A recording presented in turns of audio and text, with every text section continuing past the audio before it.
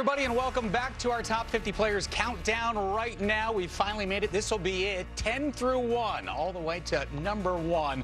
As we welcome in Brian Boyle, Mike Rupp, I'm Jamison Coyle. Rupp, I'll start with you on this one. We've done these countdowns for the past couple of weeks. We've counted off 40 players so far. We're down to our top 10. What makes this batch of players maybe different from the previous 40 that we've seen?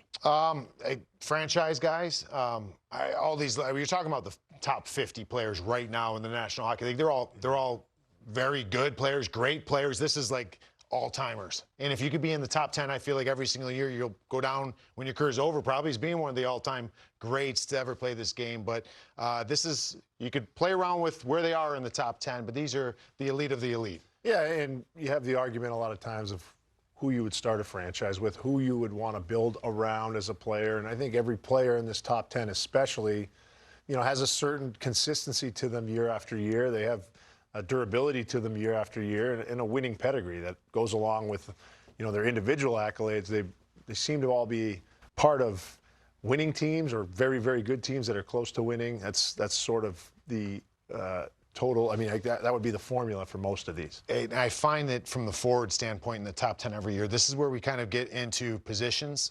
Center, an important position we all know. Yep.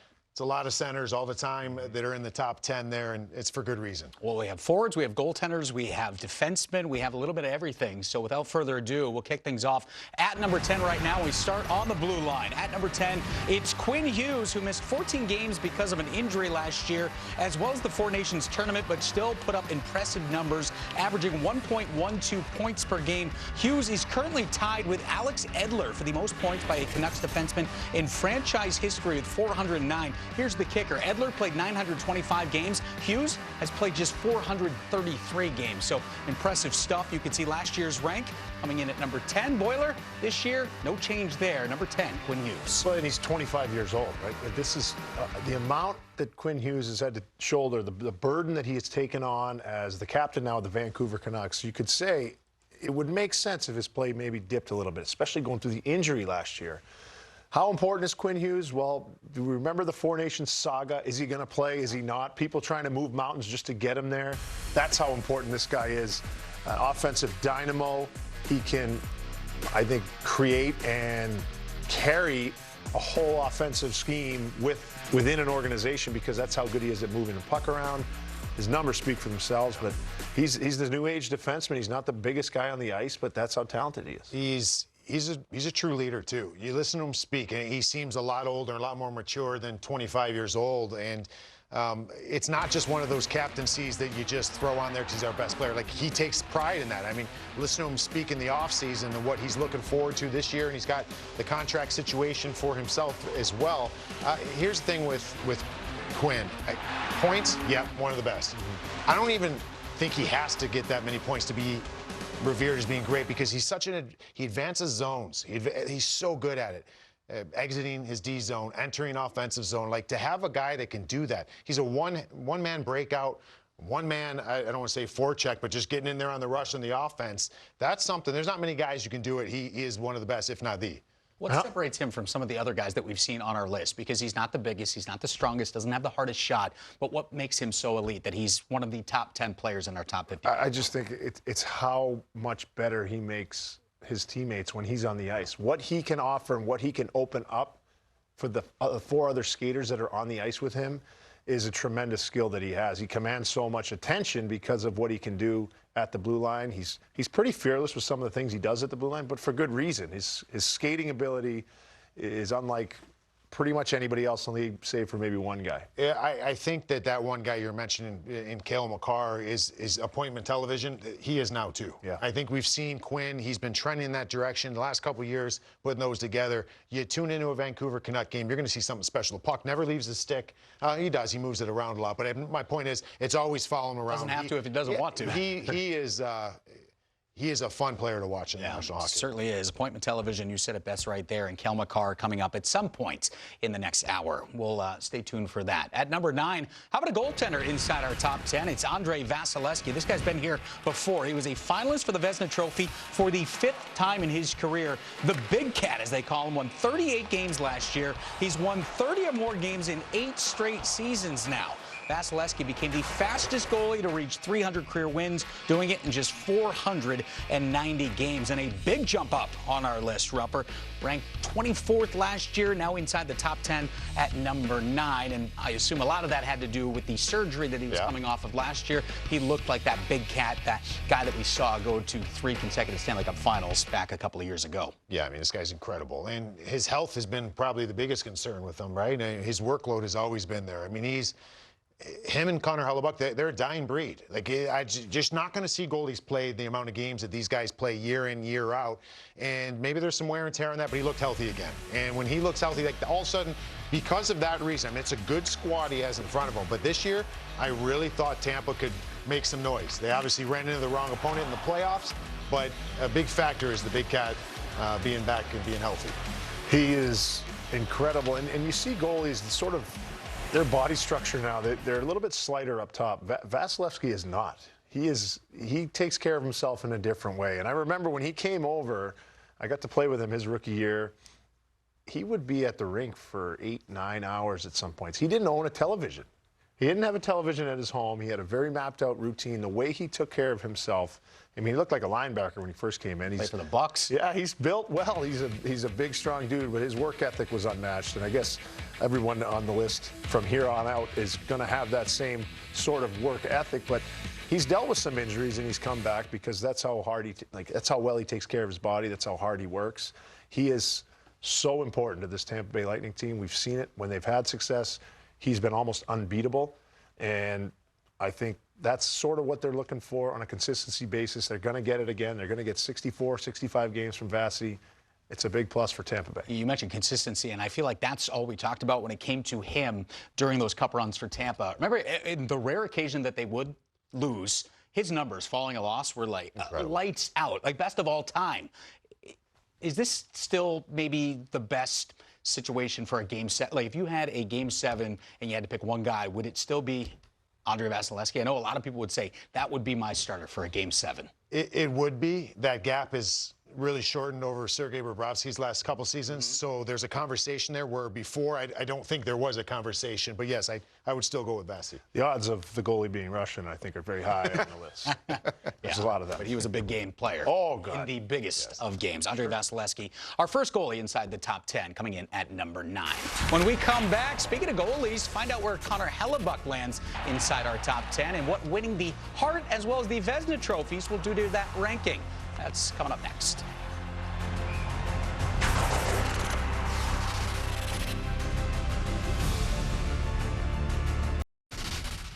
Connor Hellebuyck has just been remarkable in so many different areas. Work ethic, details, focus, but it's belief what separates him from most other athletes. Here's Cizikas. Oh, he's robbed by Hellebuyck. You didn't know if it could get any better, but he's been better than he was last year. It's just unbelievable. Walker, a pass across. Hellebuyck, good stuff. He got enough to keep it out. Man, oh man. Congrats to Connor Hellebuyck. He wins the Vezina and the Hart Trophy, joining very exclusive company. At number 8, it is Connor Hellebuyck. Hellebuyck was the best goalie in the league last year, also the best player in the league, winning his first Hart Trophy and his 3rd Vezina Trophy. He's the 8th goalie to win the Hart Trophy and the first since Carey Price a decade earlier. How about this? Last year, Hellebuyck led all goalies in wins, goals against average, shutouts. He was also 2nd in save percentage. His rank last year, 22, jumping all the way up to number 8 this year, the highest ranked goaltender that we have in our top 50 countdown. What do you say about that? I mean, Hart Trophy, that speaks for itself. Best player in the league.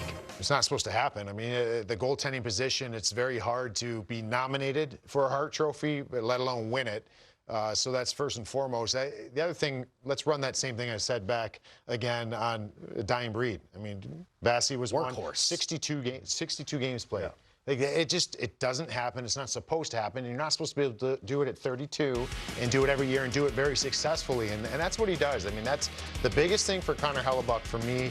And maybe we're seeing the best of him right now, but he's been very consistent his entire career. I think that's what allows him to play those amount of games. I think about where the franchise is if he doesn't sign that, that matching deal that Mark Scheifele did. It's what were we talking about with the Winnipeg Jets, what they were going to look like this year, and And then what we saw, I mean, a lot of that, almost all of that, is due to how well Connor Hellebuyck played.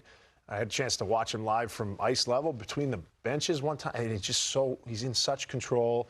He's intimidating to look at because he's so big out there. We called him the octopus because he just had all these arms. He's kicking and making saves. And I think the consistency year after year after year with him piling up wins, and he's a workhorse, there's something to be said about that.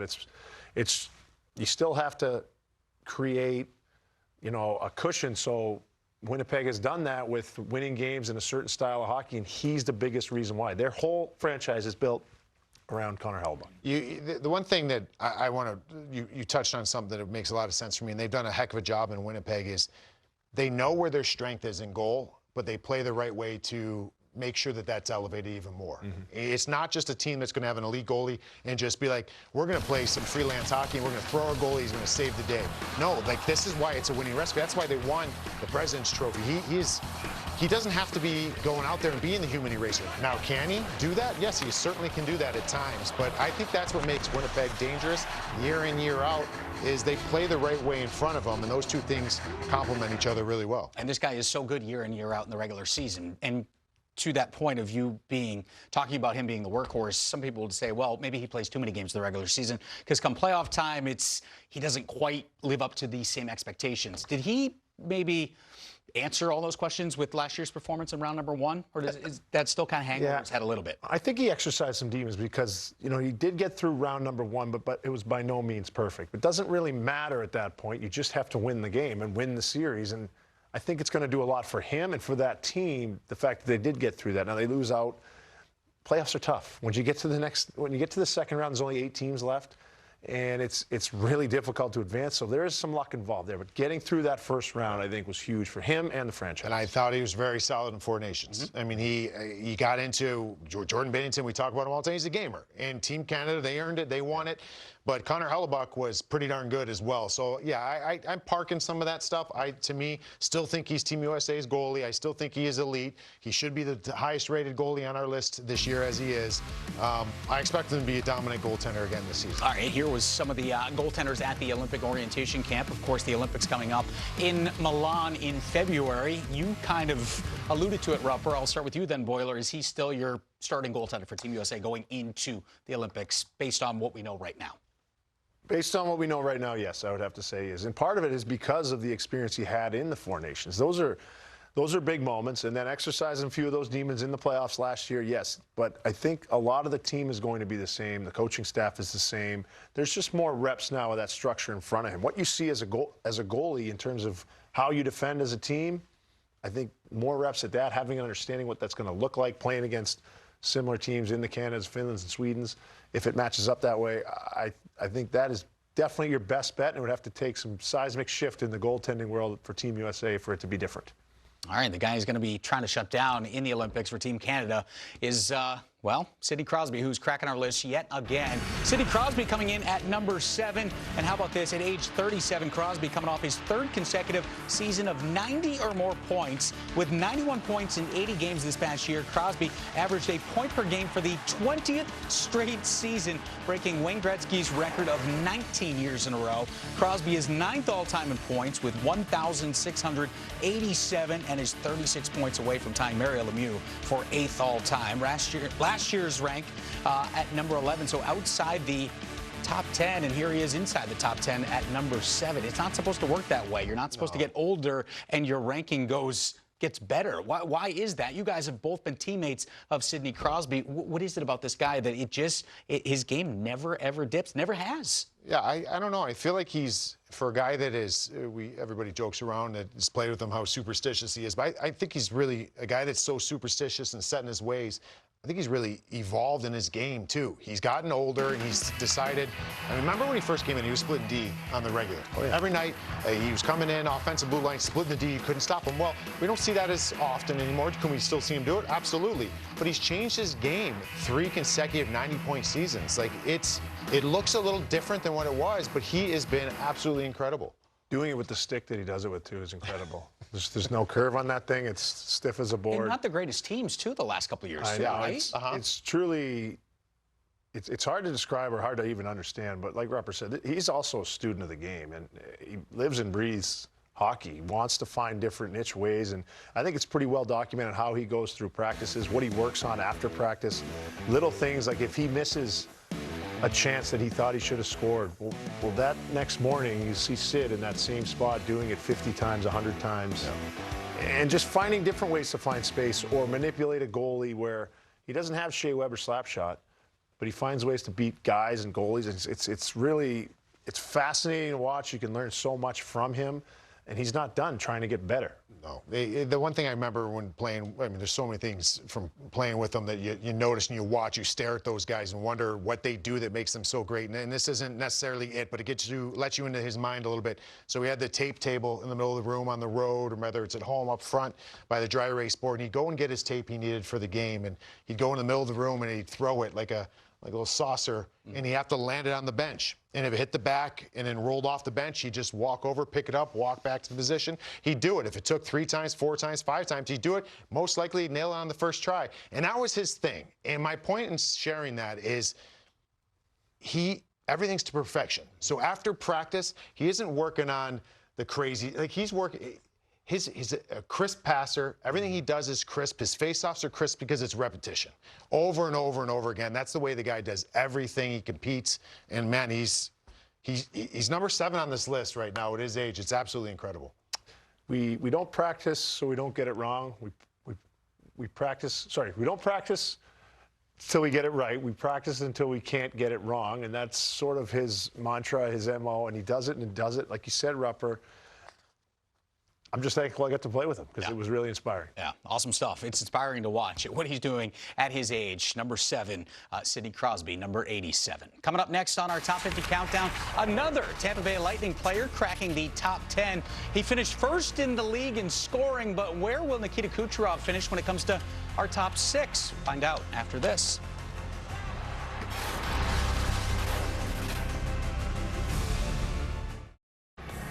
Welcome back to the countdown. At number 6, Alexander Barkov. He captained the Florida Panthers to their 2nd consecutive Stanley Cup championship and 3rd straight appearance in the Stanley Cup final. Despite missing 15 games because of injury, Barkov still won his 2nd consecutive Selke Trophy and 3rd overall. Last year's rank, number 8, jumps up 2 spots this year to number 6. Boiler, when you look at his stats, 20 goals, 71 points.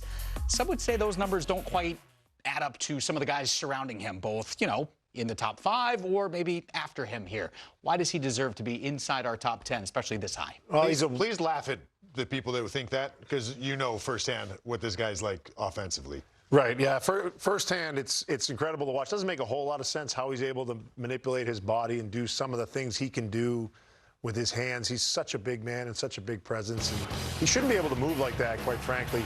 The other thing is, this isn't a fantasy hockey draft here. We're not trying to see who can score the most points all the time, although that does help in these rankings a lot of the time. What he's able to do, his fingerprints are all over the ice in every aspect of the game, from his leadership, how he is in the room, how he treats himself, how he acts around his teammates, and then on the ice. If your team wants to have the puck, you want Sasha Barkov on your team. He gets the puck back when you don't have it, and he keeps it and creates offensively in the right way with a heavy defensive conscience, struggling with a heavy defensive conscience.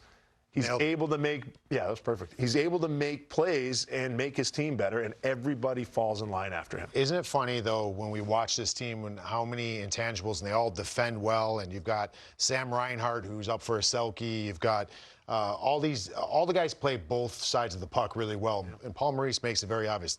That's the guy. Yeah. And that's the guy we watch. That's the guy we tell. I think he said to Anton Lundell when he came in, like, watch him. Play like him to your best ability, and we're all good. This one thing, we had to bring this video back. You and I, immediately when we saw Barkey on this list of 6, we brought this video back. Stanley Cup Finals game, what is this? Game 6. Game 6, 4-on-4. Barkey's obviously on the ice, but so is Connor and Leon.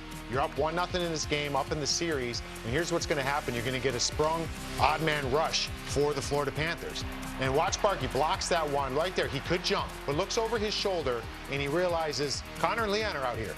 I don't need to do anything right now offensively. We are winning 1-0. Like, that is such a unique mindset that I honestly don't know maybe Sid. I think Sid would maybe think that way, but I don't know. Like, no one thinks that way. You get an odd man rush, you're thinking, hey, this is the nail in the coffin. We make this 2-0, we win the Stanley Cup. He's like, hold on. I have a job to do out here. It's not to let the best two players potentially in the world score, and I found that very unique. Yeah, we both noticed it. That's a play that jumps off the page, and it doesn't go in the score sheet at all. But at home, last change, Barkey knows his job that night. And these are the two most dynamic offensive players in the world that you're playing against. That was a chance to go on an odd man rush. He saw that his defenseman had the puck and was involved in the rush. He knew something could go wrong. Right? He's not playing safe, but he's just playing the odds there. They had all the momentum. They had a 1-0 lead. It was still only the first period, but he wasn't going to give it away. That's tempting for a lot of people to jump. Well, listen, I would have done what Barkey did because I was going to get caught by McDavid anyway. So I'm just going to hang back here. I'm going to hang back here. Make sure I wouldn't have been on the ice. Come on, Rupper. But that in and of itself is so selfless, and the reason he's crawling up this list, getting higher and higher, is because if you want wins, you need plays like that and players like that. Yeah. You mentioned something going wrong, and something did go very wrong in practice last week. Unfortunately, goes down with an injury. It does not sound good. Could potentially miss the entire upcoming regular season for the Florida Panthers.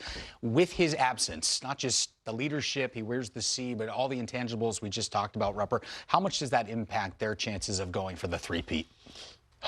I think it makes them human. I mean, I don't think with a healthy Sasha Barkov, healthy lineup, I don't think anybody in my mind starting the season was close. Right. And sure, every season takes on its own storylines. Anybody could have upended them at some point, but now they look to be human. But this is also a very, very good team through and through. I'm interested to see what they're going to do with that kind of found space, unfortunately. But, man, that is a tremendous loss for the Florida Panthers. Yeah, and for Team Finland, too, in the Olympics. And I feel bad for Barkey. Yeah, gutted for Barkey because it's just been such a long time coming for them to finally be able to go back. He's obviously named their captain. I feel so terrible for him. But, again, yes, Florida has depth, and that is why they've had success. But this is a crater, a huge crater that they're going to have to figure out a way to fill, especially until at least like Matthew Tkachuk can come back. Right. So he's first couple of months of the season, too. So two main pieces of that championship caliber lineup. Sasha Barkov, maybe the biggest, coming in at number 6. At number 5 on our countdown. He makes everybody better around him. He's the best shooter from the right circle. Here's Kucherov, and he scores! Kucherov is off and running. This is why I say Uchi Wally, Coochie Bang Bang. Oh, what a move by Kucherov! One of the best all-time playmakers, setup guys ever. An unbelievable pass! No one sees the ice the way this guy does. Nikita Kucherov coming in at number 5 on the countdown. Kucherov recorded 121 points last year, winning his 3rd Art Ross trophy and 2nd in a row. This was Kucherov's 5th 100-point season. He's the only Lightning player with multiple 100-point campaigns.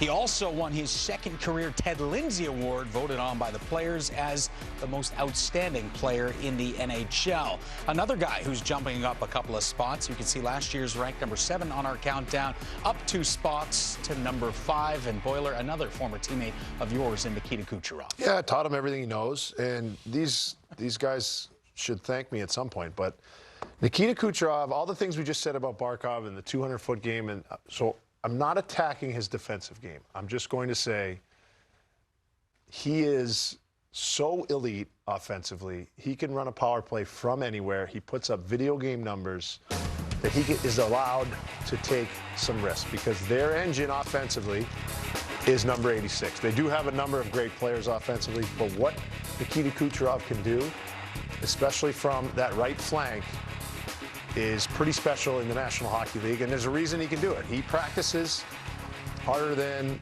most. That's why he's on this list. A lot of these guys do, but he does it in his own way. There are times he's on the ice for hours by himself, running through plays, almost like a pro football quarterback, going over things and where he might see them, manipulating defenses. He can score. He can certainly pass. Obviously, we've seen his assists.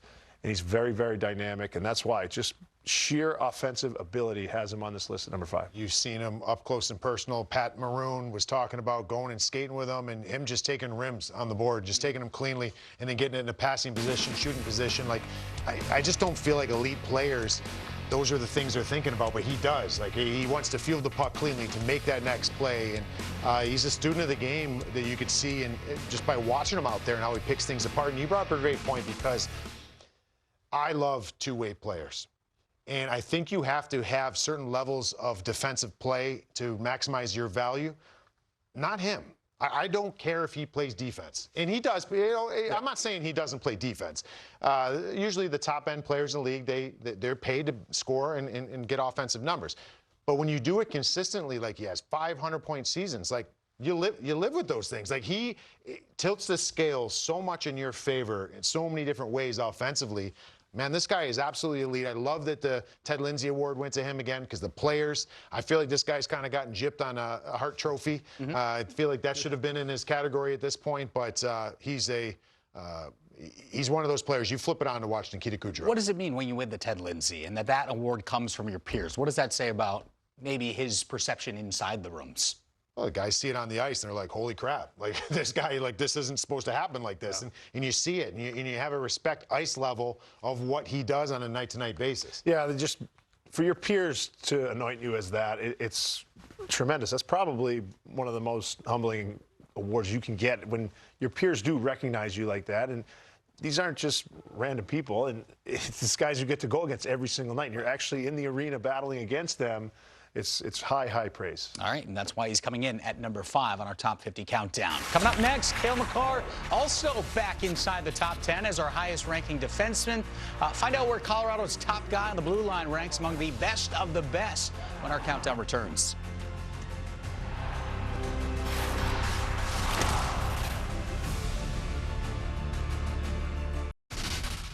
There is a gap between the rest of the defensemen in the league and Cale Makar. He's won a cup. He's won a Conn Smythe. He's won a Norris. He's the best defenseman in the world. Makar short-handed. Slot right. He scores! You gotta be kidding me. Cale Makar in the slot. Shoots! Score! He's controlling the puck. He's controlling the play. He is just on another level. That's one of the best you'll see this season. The stuff he's done to this point is so remarkable. And his legend continues to grow. It certainly does. At number 4, it's Cale Makar. Makar won his second Norris Trophy after leading all defensemen in goals, assists, points, power play goals, power play points, and shorthanded goals. He's been a Norris Trophy finalist the last 5 years and just the 14th defenseman in NHL history to win the Norris multiple times. By the way, he's only 26 years old. Last year's ranking number 4. This year's ranking number 4. Rupper, the highest ranking defenseman we have in our top 50 countdown. Why does he deserve that honor? He's a unicorn. I mean, they're not supposed to have defensemen like this, and we gave a lot of praise on this entire list for great, outstanding, franchise-type defensemen. This guy's just a little different, and 30 goals. That hasn't happened since Mike Green did it back with the Caps. That was the biggest thing I thought. Is like, wow, we got 30 goals. Like, Cale does so many things out there. Had that 13-point run to start a season, a streak, point streak or game streak. It's impressive what the guy does on a night-to-night basis. I think the way that season started for Colorado, him and Nate McKinnon every night was like, who's going to win the MVP from this team? They needed to, too. They were thin to start that season. Look, growing up, you'd have a picture in your head of what a prototypical defenseman was, and then sometimes you'd be like, how would you want to build a defenseman? We wouldn't even think of the things that this guy could do because no one had done it. He's sort of a game changer in a way. He broke the mold in a lot of different ways for how we view defensemen now, and he's changed the position, quite frankly. He really has. And I'm not comparing him to Bobby Orr because I think when I get home, my dad will yell at me, but this is sort of similar to that. He's changed the position. He's physical. He's an abrasive player. He defends. He definitely defends, and he creates so much with his legs, but he can also wire the puck by you. 30 goals is no joke. He was 4th last year. He's 4th this year. I guess he needs to get 40 goals to move up on this list, but he has been a tremendous piece for this Colorado team, but also for the league because, again, we've talked about appointment television and guys that bring you out of your seat. Cale Makar is one of those guys. I felt like, and we've said this before on the show, where just looking back in the history of the game, and Bobby's got to be the #1 guy where you're like, he changed the position. Right. And I think there's guys who you can argue maybe did, maybe not to the level of Bobby Orr, but I start thinking of like Paul Coffey, then Ray Bourque, Brian Leach at different times. Like, you have these different defensemen who've come along. Like, this is kind of our generation of a guy who changed the position. And, I thought Erik Karlsson did that in some regards in a totally different way. He seemed like a rover, like a forward. Cale does it differently, and that's the big point I wanted to make. He defends. Like, Cale defends, but still puts up 92 points, 30 goals.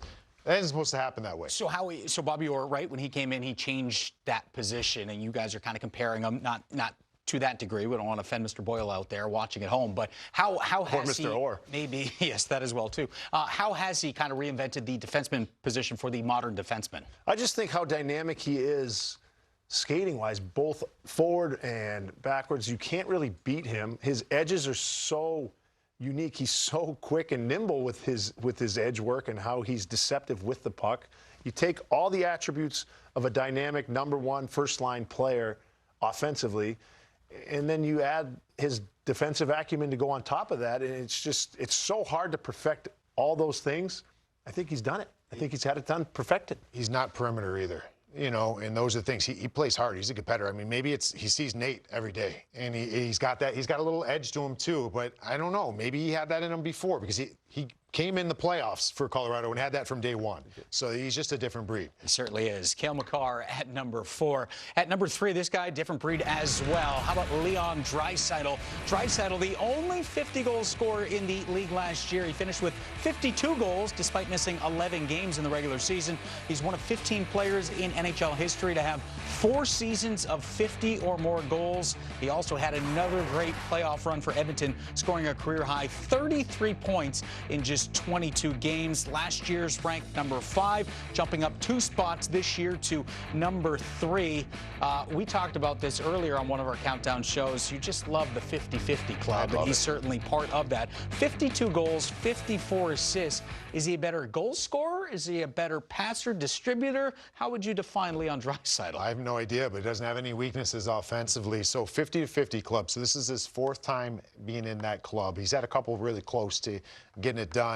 Ovi, let's use this as a comparison. Ovi's done it 3 times in his career, and those were all fairly earlier on in his career. But Leon's just a different animal, like in that regard. Like, the players' poll always comes out, best passer in the league, or he's right there with Nikita Kucherov, it seems like every year. But the one thing I don't think he gets enough credit for, he wins his first Rocket this year for league's most goals. He is like #2 or 3, I feel like, every single year. Yeah. And I don't think he gets enough love in that category. The 50-50 club is something special, man, and not many players have done that in this side of history. Yeah, and his game translates to the playoffs as well. You've seen his success and how he's able to produce in the playoffs. I think he doesn't get enough credit for his skating ability. Looks a little different. He is a big man, and he's able to play on his backhand, at that level of like Crosby and Kucherov. Kucherov can do it really well. Sid, obviously, we probably put at the top, and I think Leon Draisaitl is right there with them. 52 goals. He missed 11 games. I know. It's crazy. You know what I mean? Yeah. It's like, you don't even know how special that season maybe could have been. It's the woulda, shoulda, woulda, coulda, whatever you want to say. It's impressive what he's doing right now. I mean, he could be the best goal scorer in hockey. I mean, he was last year. We'll see how he follows it up, but it's impressive. We love seeing him play with 97. Sometimes they play together. Sometimes they play separately. If they were not on the same team, would his stock be even higher than it is right now, Leon Draisaitl? Oof, that's hard to say, but I do think that his IQ, or he might even get knocked a peg or two because he gets to play with the old excuse, always playing with the best player in the world.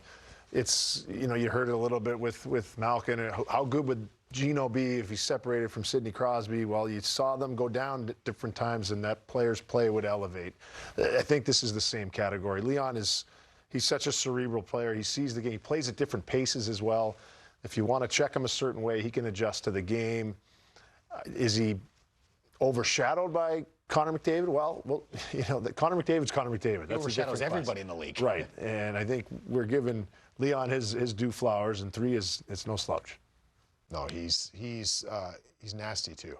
That's what I love about him. He's got a little bite to the media too, keeps everybody honest. And I think that's really important for Edmonton's success. They've got Connor and Leon, who are junkyard dogs, and he brings it. All right, Leon Draisaitl at #3. When we come back, the top two, MacKinnon, McDavid. Do things stay the same from last year, or is there a massive shakeup when it comes to the top spot in our countdown? Find out after this.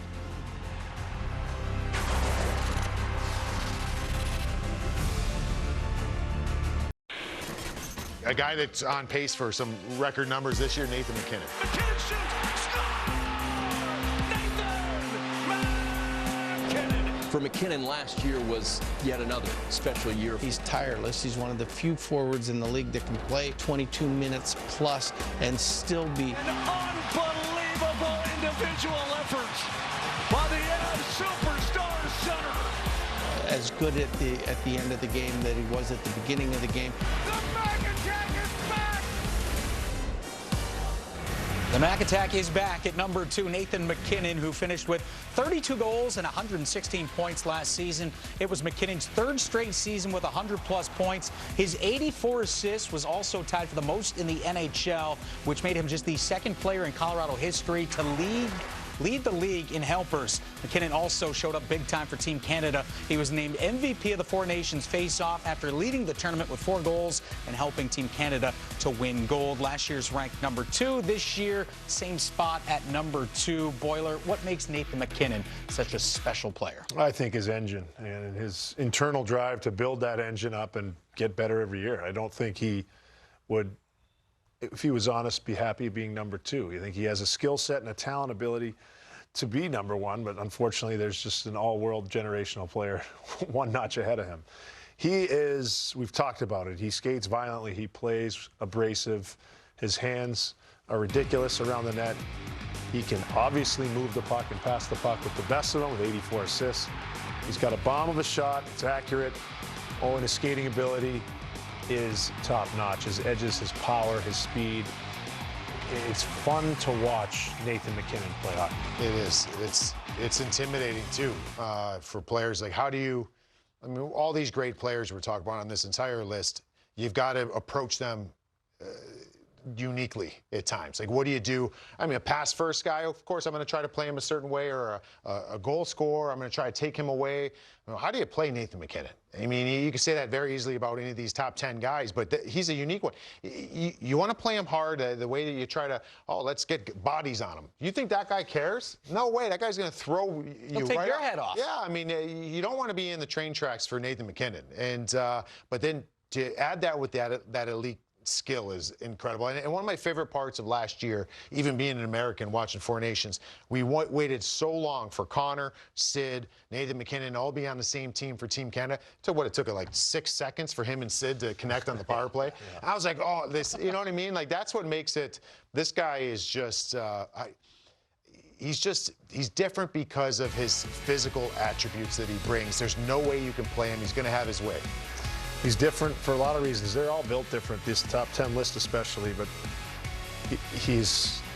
the drive is there, obviously. And you heard it before they won their Stanley Cup, how he had enough in this postgame, even after winning a Stanley Cup. And the stories you hear about him training with Sid and Marchand up in Canada in the offseason, how everything's a competition. Absolutely everything is a competition that he wants to win. With Colorado kind of being, I don't want to say out of the mix, but not going to the Western Conference Final the last couple of years, do you think that drive, what do you think that drive looks like for a Nathan MacKinnon coming into this season? You mean his running mate stealing the show in games 5, 6, and 7, and Mikko Rantanen in the playoffs? Like that is, you don't think that this guy thought about that this past summer? I'm not going to put words into his mouth, but it's almost, I always go back to the Michael Jordan. I took that personally. Like, you're going to find a way to manufacture it to drive you. That just seems like that's who he is. I don't know that for a fact, but the way he approaches the game, I would expect him to come out of the gates this year, pretty much like every year, but this year just maybe finding another gear when we don't think there is one to find. If you're a road team and you get Colorado in the first week or 2 of the season,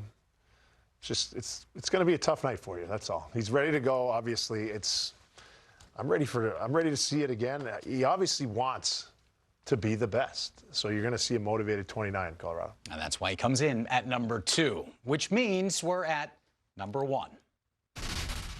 When I see 97 on the ice, you almost hold your breath. To me, this is the best player that's ever played the game. Connor McDavid! It's not real! Went right down the pipe. He attacks moves with so much speed, doesn't even miss a beat. And it doesn't matter what the competition is. It doesn't matter who the opponent is. At some point, it's just unfair. 1,000! What can you say? Getting it done in the regular season, getting it done in the playoffs. Connor McDavid! Unbelievable. Player for the ages. Who else? Connor McDavid at number 1. Despite missing 15 games a year ago, he still had 100 points for the 5th straight season and the 8th time in his career. He also became the 4th fastest player in NHL history to reach 1,000 points, doing it in 659 games. Over the last 4 playoffs, he has 128 points in 75 games. So his career, 1.56 playoff points per game. That's the 3rd highest in NHL history, behind some pretty good guys, Wayne Gretzky and Mario Lemieux. Last year's ranked number 1. No change to that ranking this year, number 1 as well. And you both were saying in the meeting earlier, there isn't a league good enough for number 97 right now. Connor McDavid, his game is just so far and beyond anybody else that we see on the ice. That stat that you mentioned, that McDavid 1.56 playoff points per game. I mean, to be that close to Mario being at 1.61 and Gretzky at 1.84, it's supposed to be a different game now. Like, there's so many 50-goal scorers. I don't want to say back in the day. I'm not trying to disrespect that time. It was an incredible time. But the game has changed, and a lot of different factors come into play. It's not supposed to happen. He could be running away with this generation, but when you compare numbers to prior generations, it's not supposed to be that close. And that just shows you how different this guy is. It paints a great picture because of the technology and video, the technology and how the goaltending position is played, how defending is done now. It really does show you just the eye-popping numbers that Connor McDavid is able to put up. I truly believe this. If he played an 82-game season against 6 skaters on the ice every time he was on the ice, he'd still have a point a game. I honestly think that. I think that there's no way to contain him legally. I think that he probably gets a penalty taken against him every 3rd shift he's on the ice, but they're not called all the time. He has such an elevated level of ability with his hands, with his speed, how he sees the game at the rate of speed he's going. He's so fast there's times he crashes the net and I get nervous. If he loses an edge or the ice isn't great, it's scary. It's incredible what he's able to do. You can't compare him to anybody else because he doesn't look like anybody else that I've ever seen play. No, he's doing what he's doing. I find with him, he's so unique in what he does. And the fact, I hate to say it this way because I like a lot of attributes that Edmonton and what they've done to try to complement him. But the fact of the matter is, that team, even though they have Leon, that team getting drugged to 2 Stanley Cup finals, it says to me a lot about this guy, almost to the degree where I will go and say, it's not close who's number 1. Because I don't know if there's any other guy in the league that if you took him and put him in Edmonton, that team would make to the finals 2 years in a row, would get 1 game away from winning the Stanley Cup. It also shows me that Edmonton just needs another. They've got Leon, they've got Connor. Well, Evan Bouchard does pretty well in the playoffs too, but they just need one other thing to go right for them. Maybe that's a hot PK. Maybe that's a goaltender that gets going. Maybe it's a 3rd-line depth. One of those things goes, that team's going to the finals. That's how special this guy is. Yeah, he truly is an incredible talent. Again, Rupper, I just think that what he's able to do with the expectations that were brought on him since day one it's remarkable. What he's able to do for a franchise like Edmonton is remarkable. And the humility that he goes through his whole career with so far is what makes him also a role model, which is a fantastic thing for the league as well. Now, yeah, Rep, you said you don't even think it's close. It probably isn't close because the consistency, this guy doesn't get in slumps, right? The most human I've ever seen Connor McDavid was the final game of the Four Nations. I said, this guy looks different today. He looks almost like he's human. He's made a couple mistakes, and then what happened?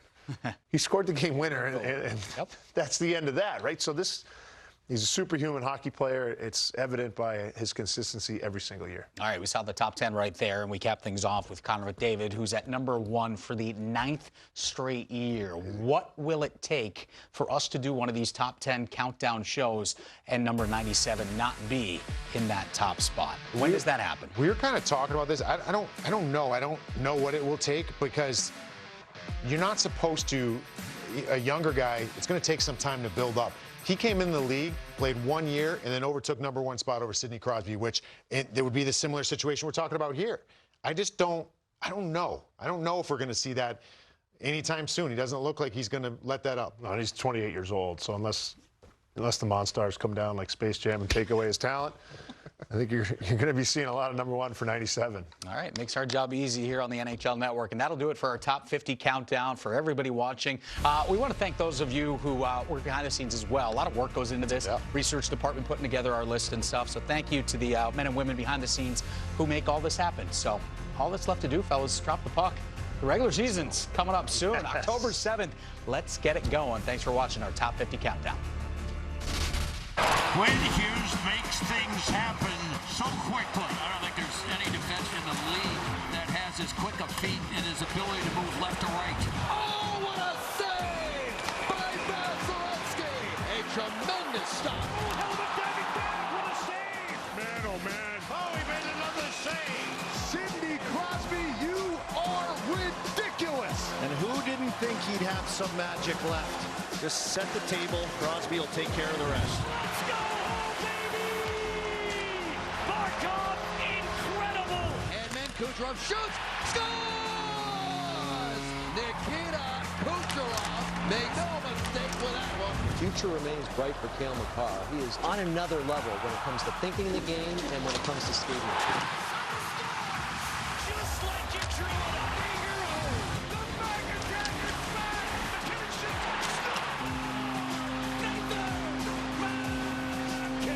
a silencer here! A player for the ages. You can't stop him. You can't contain him. You can't do anything with 97. I can't believe what we're watching. We are seeing something really, really special right now.